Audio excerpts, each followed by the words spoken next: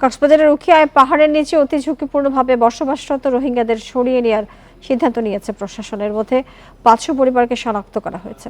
তাদের নিরাপদ স্থানে কিংবা রোহিঙ্গা লার্নিং সেন্টারে নেওয়া হবে। তবে নির্বিচারে পাহাড় এবং বন উজাড় এবং পাহাড় রক্ষায় উদ্যোগ না থাকায় ঠেকানো যাচ্ছে না ধস। এদিকে স্থানান্তরে রাজি নন রোহিঙ্গা নেতারা। 2017 সালে মিয়ানমারে জাতিগত সহিংসতার জেরে কক্সবাজারে আসে কয়েক লাখ রোহিঙ্গা।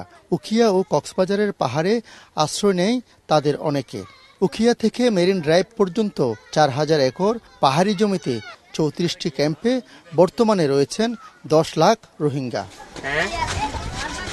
বুধবার উখিয়ায় বৃষ্টিতে পাহাড় ধসে প্রাণহানির পর চিহ্নিত করা শুরু হয়েছে ঝুঁকিপূর্ণ বসবাসকারীদের। অপরিকল্পিত পাহাড় ও গাছ কেটে বসতি গড়ে তোলায় ঘটছে ধস।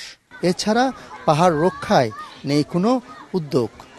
পাহাড় কেটেই তো এই ধরনের ঘরগুলো বানানো হয়েছে এবং পাহাড়ের পাদদেশে এটা করা হয়েছে। তো সেই ক্ষেত্রে তো অবশ্যই পাহাড় নষ্ট হয়ে যাচ্ছে।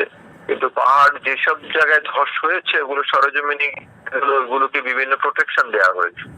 পাহাড়ের ঝুঁকিপূর্ণ এলাকা থেকে রোহিঙ্গাদের সরানো না হলে অতি বৃষ্টিতে আরও বড় দুর্ঘটনার সংখ্যা স্থানীয়দের।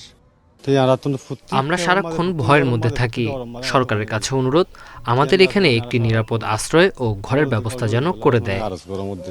মানুষ সচেতন হতো, মানুষ একটু সতর্কতা অবলম্বন করত, তাহলে আজকের এই মৃত্যু জঙ্গ হতো না। এদিকে অন্য এলাকায় সরিয়ে নিলে সেটা স্থায়ী সমাধান নয় বলছেন রোহিঙ্গা নেতারা। অন্য কোনো উপায় নেই। একটিমাত্র উপায় আছে, আন্তর্জাতিক সম্প্রদায়ের মাধ্যমে আমাদেরকে নিরাপদে মিয়ানমারে নিয়ে যাওয়া।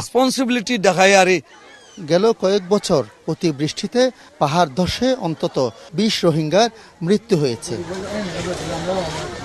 আলমগীর সবুজ, ইন্ডিপেন্ডেন্ট নিউজ, কক্সবাজার।